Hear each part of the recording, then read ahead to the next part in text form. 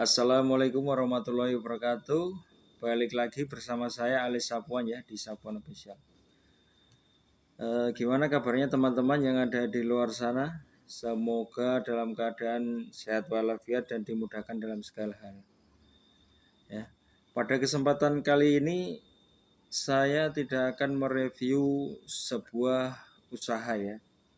Tapi pada kesempatan kali ini nanti saya akan berbagi tips gimana cara memulai sebuah usaha. Kadang banyak kawan-kawan saya itu bertanya kepada saya, gimana sih cara memulai usaha? Saya harus ngapain? Saya harus mulai dari mana? Nah itu ya. Jadi beberapa kawan saya itu banyak bertanya kayak gitu. Nah di kesempatan kali ini nanti saya akan cerita gimana awal mulanya saya memulai usaha. Dari sebuah cerita nanti ada beberapa tips. Oh saya harus gimana? Saya harus memulainya dari apa? Jadi ada beberapa kawan saya yang dia itu bertanya, kalau mau usaha itu mulainya dari gimana? Saya harus ngapain? Jadi banyak itu yang kebingungan kawan-kawan saya yang masih kerja ikut di perusahaan sana ya. Jadi mereka itu bingung selalu bertanya dan takut melangkah. Nah itu seperti yang saya alami waktu awal-awal memulai usaha ya. Jadi dulu pas awal saya terjun ke dunia kayak gini, dunia sales atau lebih cenderung ke dunia grosir ya, grosir kelontongan ya. Dulu awalnya itu saya punya usaha yaitu usaha catering, tapi cuman bertahan 2 tahun dan itu pun juga bikin kapok lah karena ya capeknya luar biasa ya. Jadi saya beralih ke dunia grosir kelontongan kayak gini atau sales kayak gini. Itu awalnya saya nggak ada itu namanya basic sales atau basic jualan barang-barang kayak gini, saya nggak ada itu basic kayak gitu, nggak ada ya. Waktu itu saya udah habis semua, jadi uang udah habis, semuanya habis.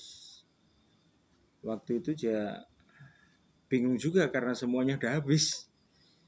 Bahkan istri saya aja sampai minta uang saya untuk beli susu, saya nggak punya uang. Waktu itu saya mau pinjam kakak saya, tapi kebetulan beliau juga nggak ada uang. Jadi saya bingung, akhirnya ya kemana lagi kalau nggak berdoa ya. Jadi waktu itu saya banyakin berdoa karena nggak ada tempat lain kita memohon kalau nggak kepada Allah ya. Jadi singkat cerita, doa saya waktu itu terkabul, atau maksudnya dalam artian ya didengar sama Allah karena emang kondisinya nggak punya apa-apa. Susu habis, semuanya habis. Nah, waktu saya pinjam uang, nggak ada uang kakak. Akhirnya kita semua berdoa, akhirnya dikasih. Kita nggak minjem siapa-siapa, ada orang yang ngasih pinjem uang. Jadi waktu itu ada saudara, tapi waktu itu kita nggak minjem ya. Dia mengatakan kayak gini, ada uang nganggur ini, siapa tahu mau dipakai dulu. Ya waktu itu kita pas gak ada uang ya alhamdulillah, maksudnya alhamdulillah dalam artinya oh ada yang nolong, alhamdulillah, terima kasih banget nih. Nah yang ngasih pinjem itu, yang ngasih pinjem uang itu, terus dia bertanya, Mas kira-kira ini nanti mau usaha apa? Wah waktu itu juga saya nggak ada gambaran mau usaha apa. Oh mau usaha apa saya nggak tahu. Saya ngomong belak-belakan itu sama yang ngasih pinjem uang itu. Saya nggak tahu ini mau usaha apa ya. Saya nggak ada gambaran ya. Waktu itu saya dikasih pinjem uang 2 juta. Tapi ternyata yang dikasihkan itu 3 juta. Saya nggak tahu orang itu uang itu tak suruh pegang istri saya kan. Yang ngasih tahu 3 juta ya istri saya bilangnya uangnya 3 juta nggak 2 juta. Ya suruh ya saya bilang balikin lah. Gak enak ngomongnya 2 juta kok uangnya 3 juta gitu. Akhirnya uang dibalikin. Nah, itu yang ngasih pinjam itu dia tanya mau usaha apa mas? Nggak tahu saya mau usaha apa ini. Akhirnya sama dia ngomong kayak gini. Di sana ada grosiran. Siapa tahu nanti Mas Ali bisa. Maksudnya bisa ngambil barang dari sana terus dijual kan. Waktu itu saya nggak ada pikiran lain. Saya nggak ada gambaran saya mau usaha apa, saya nggak tahu. Akhirnya singkat cerita saya diajak itu sama, bisa dibilang saya manggilnya Ade ya, Ade ipar ya. Ade ipar saya itu diajak ke grosiran itu. Orang saya orang nggak ada basic apa namanya, nggak ada basic lobby itu kan nggak ada basic. Akhirnya yang ngomong ke grosiran itu adik saya nggak bisa, saya belum bisa lah katanya, belum bisa ngomong sama yang punya grosiran itu, saya belum bisa, maksudnya belum bisa, belum ada mental lah, belum ada mental, saya harus ngomong gimana saya juga nggak tahu. Akhirnya adik saya yang ngomong, saya ngikutin aja dari belakang. Ya waktu itu dari ibu yang punya grosiran itu dinego sama adik saya itu, bilang kira-kira kalau saya ngambil barang dari sini terus saya jual lagi, kira-kira gimana Bu, boleh nggak? Nah, ibu itu mengatakan ya boleh, alhamdulillah karena barangnya kan laku kan, boleh aja mas, kalau mau dijual lagi atau disetorkan lagi ke toko-toko boleh aja. Nah waktu itu kan kita dari rumah kan cuman bawa uang 2 juta. Terus adik saya tanya, kira-kira kalau seandainya kita mau belanja di sini minimal berapa juta Bu? Katakanlah untuk awalan lah, awalan untuk belanja di sini kira-kira kasih harga berapa Bu? Maksudnya modalnya saya harus berapa gitu loh untuk ngambil barang di sini. Dan si ibu itu mengatakan kalau untuk awalan mas, biasanya kalau untuk sepeda motor, bawa motor ya, bawa motor itu ya 8 juta lah, 8 juta itu udah banyak, itu udah full itu. Oh 8 juta ya, padahal kita cuma punya uang 2 juta waktu itu ya. Ya ngomong 8 juta dalam hati udah dek, wah nggak bisa nih. Saya sama adik saya bisik-bisik, wah nggak bisa ini mas. Akhirnya sama adik saya itu dinego lagi. Kalau seandainya separuhnya gitu sih nggak bisa nggak Bu? 4 juta gitu. Ya nggak apa-apa lah, 4 juta nggak apa-apa ngambil. Oh kayak gitu. Akhirnya ya nggak banyak basa-basi, kita pulang dulu. Saya sama adik saya itu pulang dulu terus apa namanya, rundingan di rumah. Jadi rundingan di rumah, gimana mas, itu 4 juta uangnya cuma segini, gimana jadi nggak ini? Ya nggak tahu, orang saya nggak punya uang. Ya saya cuma bisa berdoa aja lah, nanti semoga aja bisa gitu. Jadi waktu itu uang cuma 2 juta. Akhirnya sore sekitar jam setengah 6 lah, setengah 6 sore, sebelum maghrib lah. Nah saya datengin lagi tuh tempatnya ibu itu, bos saya yang sekarang bilang, kita datang lagi terus ngomong jujur sama ibu itu. Bu, ngomong jujur kan, kita cuman punya uang 2 juta Bu, ya nggak nyampe 4 juta. Ya seandainya kalau boleh saya ngambil barang uangnya cuma 2 juta, kalau boleh ya alhamdulillah, kalau nggak boleh ya ya nggak rezeki saya deh. Intinya saya udah berusaha, ya siapa tahu ibu bolehin saya ambil belanja cuma 2 juta untuk awalan.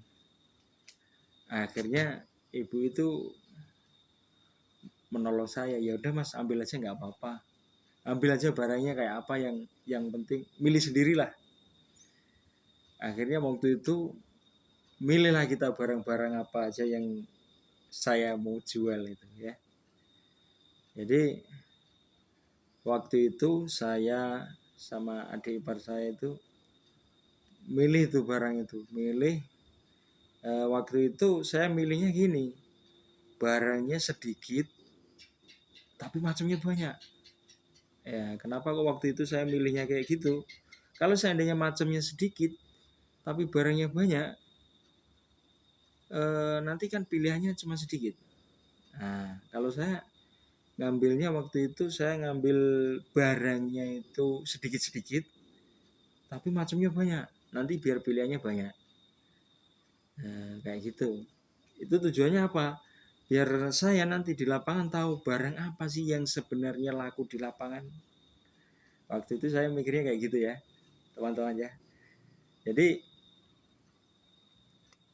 eh, singkat cerita, saya dan adik saya itu milih-milih barang, dikumpulin, habis itu dihitung kan, dihitung nota, ternyata itu 2,5 jatuhnya, belanjanya kebanyakan. Jadi waktu itu saya nggak punya uang, kita cuma bawa uang 2 juta. Waduh gimana ini mas, ini 2,5 juta, kayak apa ini? Akhirnya waktu itu kebetulan ya, adik ipar saya itu istrinya ikut. Nah, dia tanya, ada uang nggak saya 500 gitu buat ini, buat nambal. Akhirnya bilang, ada ini mas. Wah, akhirnya ketolong itu waktu itu sama istri adik ipar saya kan, ketolong. Akhirnya 2,5. Nah itu modal awal saya ya, modal awal dipinjemin, dikasih pinjem sama adik ipar. Jadi waktu itu saya bawa pulang barang senilai 2,5 juta. Saya banyak orang, itu perasaan saya waktu itu ya, orang awam yang belum pernah belanja sampai 2,5 juta itu kalau baru pertama kali pasti berpikir, wah uang saya 2,5 juta cuma tak beliin kayak gini. Pasti dalam hati perasaannya, wah sayang banget. Terus gimana caranya ini? Ini barang sudah ada, tapi kok saya belum tahu ilmunya jualannya gimana. Nanti kira-kira uang 2,5 juta barang ini gimana? Balik lagi enggak nanti 2,5 juta? Waktu itu perasaan saya kayak gitu. Saya dalam hati, dalam pikiran saya kayak gitu berpikiran. Wah sayang ini uang 2,5 juta. Itu dalam hati saya ada kayak gitu, perasaan kayak gitu. Karena apa? Karena saya sebelumnya belum pernah usaha sama sekali, apalagi berusaha atau usaha di bidang yang kayak gini. Saya nol, belum pernah sama sekali. Jadi saya dalam hati atau dalam pikiran saya waktu itu, ini uang pinjaman, udah jadi barang kayak gini, jangan sampai ini sia-sia. Maksudnya jangan sampai barang ini jadi sia-sia. Jadi dalam hati saya harus bisa ini gimana caranya ini uang balik lah. Ya walaupun nggak untung, yang penting balik modal aja sudah, saya sudah senang waktu itu. Saya waktu itu bingung ini, saya kan dikasih harga nota itu, nota dari bos saya itu, kalau ini harganya segini segini segini segini. Dan waktu itu saya nggak tahunya dalam artian gini, saya nggak tahu ini di lapangan harganya berapa, saya nggak tahu. Saya nggak tahu ini katakanlah barang produk A, B, C ini di lapangan saya nggak tahu. Jadi ini harus gimana ini ya. Ya kebetulan waktu itu saya teringat ada kawan saya, dia sales juga kan. Saya tanyain iseng-iseng minta tolong, ini gimana nih bro, saya punya barang kayak gini tapi belum tahu jualnya gimana. Masya Allah. Akhirnya sama dia disuruh datang ke rumah. Yaudah kamu kesini, nanti saya ajarin. Nah, akhirnya singkat cerita saya datang itu ke rumahnya dia. Jadi datang ke rumahnya dia sebelum saya datang dia ngomong, notamu bahas ini, nanti saya ajarin. Akhirnya saya bawa nota belanja saya yang pertama. Nah, itu sama kawan saya itu dibikin lagi nota lagi, tapi itu nota jual, harga jual. Jadi ada harga modal, harga jual sales, dan harga jual warung ke pembeli. Jadi dibikinin catatan itu 3 harga ya, dikasih 3 harga. Jadi selisihnya nanti kelihatan itu di catatan itu. Waktu itu dalam hati saya, wah bersyukur banget ini saya nih, ada yang nolong kawan saya ini. Kenapa saya ngomong bersyukur banget? Itu kalau kawan saya gak nolong, saya jualnya berapa saya kan gak tahu itu. Masya Allah. Ya itu mungkin ya apa, doa keluarga saya mungkin ya. Waktu itu yang benar-benar stuck itu, stuck gak bisa ngapa-ngapain. Jadi udah ada harga modal, harga jual sales, ada harga jual warung. Nah, ada satu lagi yang bikin pusing. Gimana saya harus nawarinya? Ya. Jadi waktu itu saya bingung. Saya harus gimana nawarinya ke toko? Itu nawarinya gimana? Nah, saya waktu itu saya udah bingung lagi. Ini gimana caranya? Saya tanya sama kawan saya itu. Jadi dia ngasih tahu caranya ngomong kayak gini. Udah praktekin cara ngomongnya pertama kayak gini. Nanti kalau seandainya ini dipakai aja dulu. Jadi saya diajari ngomong. Nah omongannya dia itu saya pakai sampai sekarang. Ya waktu itu ya. Nah itu setelah saya diajari ngomong, ada masalah lagi. Masalah lagi apa? Masalah lagi saya harus menghadapi atau mengalahkan rasa malu saya sendiri ya. Maksudnya gini, kita belum pernah yang namanya terjun di lapangan, nawarin barang. Kalau kita belum pernah ngalamin kayak gitu, kita itu malunya setengah mati. Maksudnya dalam artian kita itu perasaan malunya itu sehingga kita saking malunya, padahal orang di luar sana itu nggak ngetawain kita, tapi kita sendiri yang merasakan malu. Ya, itu perasaan yang saya rasakan waktu itu. Sampai malunya sampai mau ngadepin, katakanlah berhadapan sama orang, mau ngomong itu sampai susah. Ya, jadi gimana caranya saya harus ngalahin itu dulu. Waktu itu saya malu banget. Nah, cara saya waktu perasaan malu itu muncul, saya punya cara yang waktu itu cukup ya efektif lah ngalahinnya. Maksudnya gimana?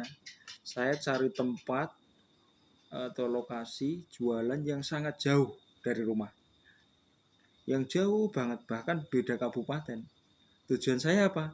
Tujuan saya biar kalau seandainya saya nawarin barang, nggak ada orang yang kenal sama saya. Ya. Jadi itu cara yang sangat efektif. Kenapa sangat efektif? Jadi rasa malu kita itu nggak terlalu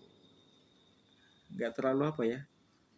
Nggak terlalu banget lah kalau seandainya kita nawarin di daerah sendiri, sedangkan orang itu kenal sama kita, itu malunya minta ampun. Kayak gitu, itu perasaan saya kemarin pas awal-awal nawarin barang ya. Jadi kayak gitu. Jadi waktu itu saya cari tempat yang jauh dari rumah, berharap nggak ada orang yang kenal sama saya, sehingga waktu itu saya ngomongnya nggak terlalu berat lah. Ternyata cara itu sangat efektif. Tapi, nah ini kan baru cerita. Pada waktu itu juga, pas saya belum mulai usaha, saya itu ditanya itu sama ada lah bapak-bapak tanya sama saya kayak gini. Mas Ali, mau apa? Mau jadi nyoba kamu jadi sales kan? Iya Pak. Nah, bapak itu ngomongnya gini, wah sales kayak gitu tuh udah banyak banget mas, udah banyak banget. Sekarang itu nggak terlalu menjanjikan lah. Intinya kayak gitu. Jadi dia ibaratnya bikin down saya. Itu sales kayak gitu udah banyak, sehingga prospeknya kurang lah, gini ya. Intinya bapak itu mengatakan kalau usaha itu kurang bagus ya, sehingga kalau untuk seorang awalan pasti down itu kalau ada kata-kata kayak gitu. Tapi ya nggak tahu ya kenapa saya ngomong nggak tahu, karena waktu itu dalam hati saya ya, kebetulan waktu itu ya, dalam hati saya mengatakan ayam itu nggak ada tangannya, nggak punya tangan. Tapi kalau ayam itu setiap pagi dikeluarin dari kandang, pasti pulang dalam kondisi kenyang. Kenapa? Ya karena setiap makhluk atau setiap manusia atau setiap makhluk ciptaan Allah, barang siapa yang mau berusaha pasti Allah kasih. Contoh kayak ayam. Walaupun bapak itu ngomong kayak gitu, saya yakin kalau seandainya saya berusaha, ya kan, saya yakin kalau saya berusaha pasti Allah kasih rezeki. Yang penting saya berusaha dulu lah. Jadi kayak gitu ya. Wah, dalam waktu itu maksudnya waktu itu saya walaupun ada kata-kata kayak gitu, saya masih nggak terlalu down. Waktu itu memang saya berpikir positif ya. Jadi kayak gitu. Nah, pas tiba hari H, maksudnya hari H atau hari pertama saya kerja atau nyales ini, jadi barang saya tata di motor, tek. Bingung saya itu. Saya harus ngapain ini? Akhirnya karena saya bingung, makanya sebelum berangkat itu saya sholat dulu. Sholat 2 rakaat, sholat duha kan. Sholat duha, berdoa, ya Allah, saya harus gimana ini, tolong kami ya Allah. Terus anak istri saya suruh sholat juga. Karena kenapa saya suruh saya gitu? Biar ya minimal bantu saya lah, bantu ayahnya cari rezeki kan dengan doa. Dalam hati pas saya berangkat nih, saya dari rumah saya, dalam hati saya berpikiran kayak gini. Ya hari ini paling saya dapat uang paling 50.000 atau 60.000 jualan hari ini.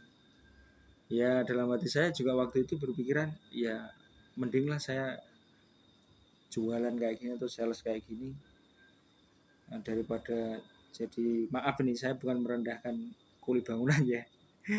Maksudnya saya kan nggak ada maksudnya nggak ada bakat lah kayak gitu. Maksudnya daripada saya kerja di pabrik atau jadi kuli bangunan lah, mending lah daripada kuli bangunan atau pabrik. Maksudnya bukan berarti kuli bangunan atau pabrik itu rendah, enggak ya. Maksudnya ya saya nyoba ini dulu lah sebelum situ. Jadi saya berpikiran dapat uang 50.000 nggak apa-apa lah, yang penting saya usaha gitu dalam hati saya ya, waktu itu pas saya berangkat. Jadi saya berangkat dari rumah, saya bingung ini mau masuk toko, tapi kok sini perasaan malu masih banyak, maksudnya masih melekat gitu loh. Saya belok tapi takut, belok takut. Akhirnya saya cari tempat paling jauh sampai nyebrang ke kabupaten lain waktu itu ya. Jadi saya nyebrang ke kabupaten lain, sehingga udah jauh banget, itu udah jauh banget. Nah, waktu saya mau nawarin toko pertama waktu itu, saya tawarin toko itu nggak berani besar, toko besar nggak berani. Jadi karena berhubung waktu itu saya bawa motor, toko kecil-kecil yang saya masukin. Toko kecil pertama saya masukin, wih, dalam hati, wih, mau ibunya, ternyata ibu mau beli. Dalam hati saya kan. Jadi saya tawarin barang saya, ini. Ya walaupun belanjanya sedikit waktu itu, lupa saya. Ya 50.000 atau apa. Kalau kurang lebih 50.000.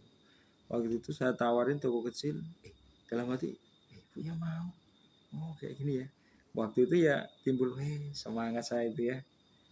Jadi saya mampir toko, saya tawarin, nih bu, saya punya barang ini. Nah, ini bisa dijual lagi dengan harga jual segini gitu. Akhirnya toko pertama saya masuk itu berhasil, itu mau itu. Ya walaupun belanjanya waktu itu sedikit ya. Habis itu toko kedua nolak, oh enggak mas. Toko ketiga nolak. Akhirnya ya pas ketemu toko keempat, belanjanya lumayan banyak. Sekali belanja hampir ya 300-an lah, 300 lebih. Dalam hati, wah ini rezeki nih. Belanja 300.000, banyak banget. Nah itu awal-awal saya. Jadi kalau saya dibelanjain banyak itu jadi semangat kan. Semangat nih belanja 50, belanja 300.000 lebih. Nah, terus saya masuk lagi banyak. Kalau penolakan banyak sekali ya. Penolakan toko itu banyak sekali. Saya nawarin itu banyak sekali ditolak. Nah, pas awal nyales pertama itu saya masih ingat itu. Saya nawarin barang, harganya salah. Harusnya harganya 40, harusnya berapa itu? 72.000. Saya jual cuma 42.000. Itu ibu langsung beli itu. Wah, murah banget dalam hatinya kan. Tapi ya nggak apa-apa, itu ilmu itu. Maksudnya ilmu dalam artian itu pelajaran. Jadi kita harus lebih teliti. Waktu itu kan saya nawarin barang, ditanya ini harganya berapa? Saya masih buka buku catatan. Ini harganya segini. Saya waktu itu belum hafal ya. Jadi belum hafal. Akhirnya ya itu kejadian salah. Ternyata harganya salah, kemurahan. Tapi ya itu saya belum menyadari. Saya menyadarinya pas saya sampai rumah. Kayak gitu. Jadi kiranya saya dapat uang kan, wah ternyata kayak gini ya, jadi sales itu gini. Perasaan itu ya campur semangat, campur malu, kayak gitu. Jadi pas sampai sore, waktu itu sore jam berapa, 4:30 atau berapa ya, udah sore. Saya pulang. Yang awalnya saya berangkat dari rumah itu beranggapan paling saya nanti dapat uang 60.000 atau 50.000. Setelah saya pulang, dihitung di rumah, itu saya dapat omset pertama kali itu berapa itu rupanya? 850. Wih, dalam hati saya, banyak banget ini omsetnya. Wah, ternyata Masya Allah. Oh, jadi kayak gini. Ya, waktu itu ya nggak tahu itu doa keluarga saya itu, anak saya, istri saya. Sehingga saya besoknya lagi jualan jadi semangat. Oh, kayak gini ya. Gini. Udah tahu gini. Ya, rasa malu itu pasti ada. Tapi nggak semalu pas kita pertama kali. Nah, ya waktu itu kebetulan saya dapatnya 850 itu udah banyak, dan untungnya lumayan lah. Yang jelas lebih daripada ekspektasi saya, yaitu cuma 60.000 gitu. Jadi besoknya saya jadi semangat. Tapi waktu itu kan emang saya masih ngerintis. Pas pertamanya dapat segitu, hari keduanya saya cari tempat lain, saya ternyata cuma dapat uang 350. Dalam hati saya, wah setengah ini nggak apa-apa lah, orang kita, saya juga baru 2 hari jadi sales, ya udahlah nggak apa-apa. Hari ketiganya turun lagi, nggak nyampe 200, ya kurang lebih 200.000 lah. Turun lagi, susah, nggak apa-apa lah. Orang cari pelanggan itu kan susah, sama kayak kita belajar naik sepeda itu pasti sering jatuh kan. Nggak mungkin kita langsung langsung pinter naik sepeda, itu kan nggak mungkin ya. Jadi hari ketiga keempat omset nurun, hari kelima kadang naik, kadang 500, sampai lama-lama tahu. Nah kita tahu sendiri, nanti jadi terbiasa. Nah itu sedikit cerita saya waktu awal mulai berkecimpung di dunia sales, atau sales dalam artian awal kecimpung saya di dunia usaha atau wirausaha ya. Intinya kalau kita memulai sebuah usaha itu pasti banyak sekali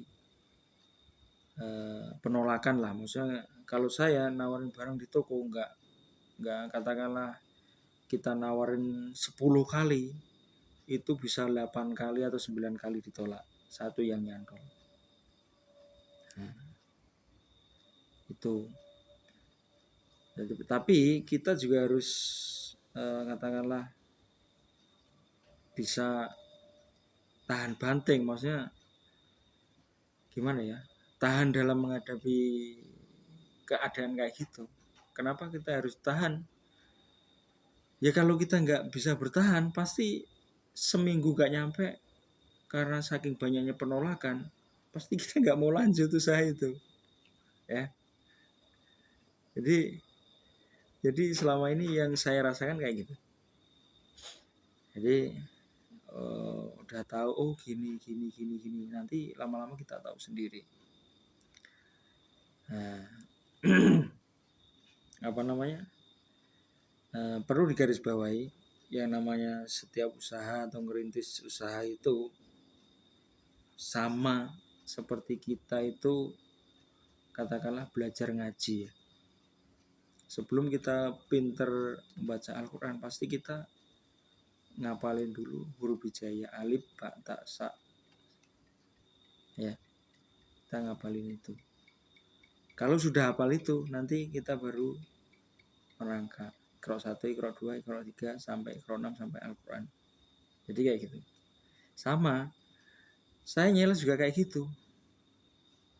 1 ditolak, 2 tolak, 3 tolak, jangan patah semangat. Karena dari penolakan itu, nanti hati kita itu jadi tahu, oh kayak gini loh namanya ditolak toko itu ya. Jadi kayak gitu. Dari cerita itu dapat kita simpulkan ya. Dapat kita simpulkan ya, namanya usaha aja tanpa berdoa juga enggak bisa ya. Kenapa saya ngomong kayak gitu? Bisa dikatakan usaha saya ini ya berawal dari doa. Kenapa kalau saya ngomong berawal dari doa?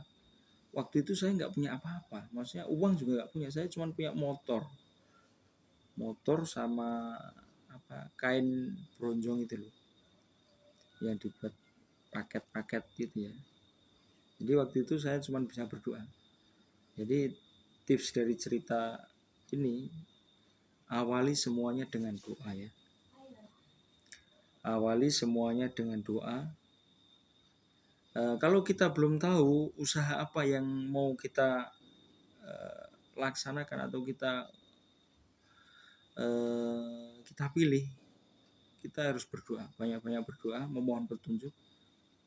Saya harus gimana ini ya Allah ya, saya harus gimana, dan tolong perbanyak minta tolong atau perbanyak doa kepada Allah ya. Itu saya yang jalani. Nanti Allah kasih jawaban. Itu yang pertama. Yang kedua, yaitu jangan ragu-ragu dalam melangkah. Jangan ragu-ragu dalam melangkah atau memulai sebuah usaha ya. Jangan ragu-ragu. Kenapa kok kayak gitu? Waktu saya dikasih pinjam uang itu 2,5 juta, waktu itu saya sempat ragu. Wah ini kira-kira uang bisa balik gak ini? Uang ini bisa balik gak ini? Dalam hati saya timbul rasa ragu itu ya. Jadi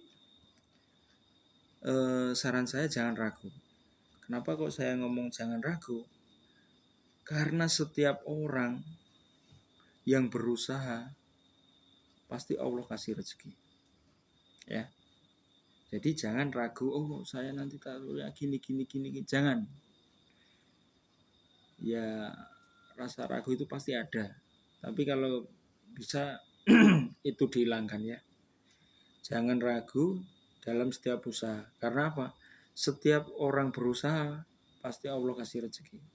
Dan satu lagi, setiap orang pasti ada rezekinya dan Allah pasti kasih. Ya. Kayak tadi saya ngomong, saya ragu ini mau jualan gimana. Nah, terus ya udahlah saya nekat sampai ke mana? Beda kabupaten. Nah, buktinya saya dapat penghasilan segitu, katakanlah omset segitu. Itu apa? Karena di usaha saya itu ada rezeki anak saya, ada rezeki istri saya. Jadi karena mereka di rumah berdoa, rezekinya dititipkan dari saya, titipkan ke saya. Nah, jadi kayak gitu. Bisa jadi nanti teman-teman yang ada di luar sana rezeki anak istrinya dititipkan pada kalian yang mau berusaha. Ya. Yang berikutnya tipsnya, kalahkan rasa malu ya. Sebenarnya malu itu muncul atau timbul di hati kita sendiri. Kenapa saya ngomong kayak gitu?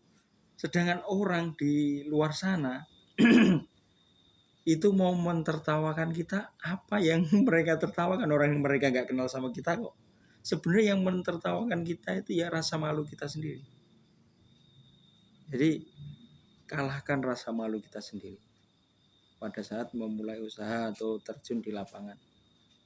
Ngapain harus malu? Ya. Nah, ini agak berat ini ngalahin rasa malu nih, ya. Yang berikutnya tipsnya yaitu jalani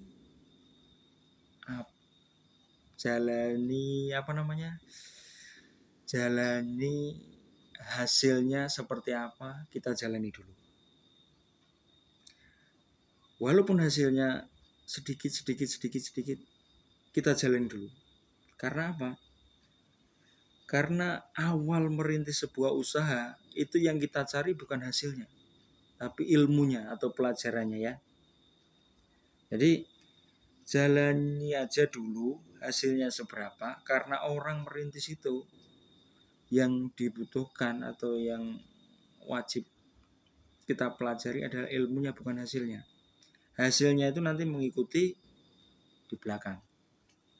Jadi orang merintis itu jalannya aja dulu, walaupun hasilnya cuma katakanlah 10.000, 20.000 atau 50.000. Nanti lama-lama besar seiring bertambahnya ilmu kita saat berada di lapangan. Nanti kalian kalau di lapangan nanti tahu itu, ya. Yang berikutnya yaitu belajar istiqomah. Maksudnya belajar istiqomah dalam artian gini. Orang bisa istiqomah dalam bekerja atau berusaha itu nanti Allah akan kasih sesuatu di belakang istiqomahnya itu.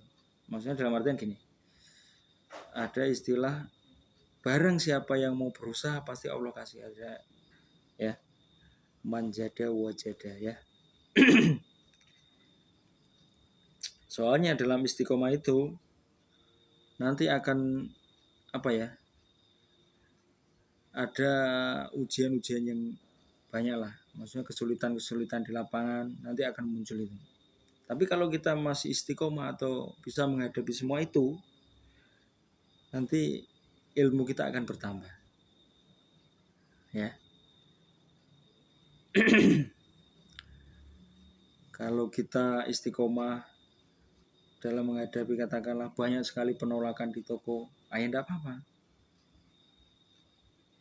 Yang penting kita tetap berusaha, nanti Allah kasih. Jadi kayak gitu. Nanti kita tahu kok cara ngadepin orang itu gimana, biar dia itu tertarik sama barang yang kita bawa. Nanti lama-lama tahu karena apa? Karena kita mempelajari. Setiap ketemu orang nanti kita tahu karakter itu lama-lama. Nah nanti waktu itu kalau udah kita tahu, nanti kita bisa ngadepin orang-orang yang susah itu. Maksudnya susah, soalnya di luar sana itu ada orang yang susah. Maksudnya susah ditawarin barang dan susah barang kita masuk di tokonya. Kayak gitu ya. Jadi dari banyaknya penolakan nanti kita itu akan tahu karakter orang, ya. Nah, itu beberapa tips dalam memulai usaha atau awal usaha, ya. Jadi siapa yang bisa istiqomah nanti insya Allah kasih yang terbaik, ya. Ya demikian itu cerita saya memulai usaha dan dan kisah saya memulai usaha, terus tips-tipsnya saya bagikan kepada kalian semua, ya. Ya semoga aja yang masih nganggur atau masih bingung, saya harus memulai dari gimana, saya harus memulainya dari apa. Semoga Allah kasih petunjuk kepada kalian dan Allah mudahkan, ya.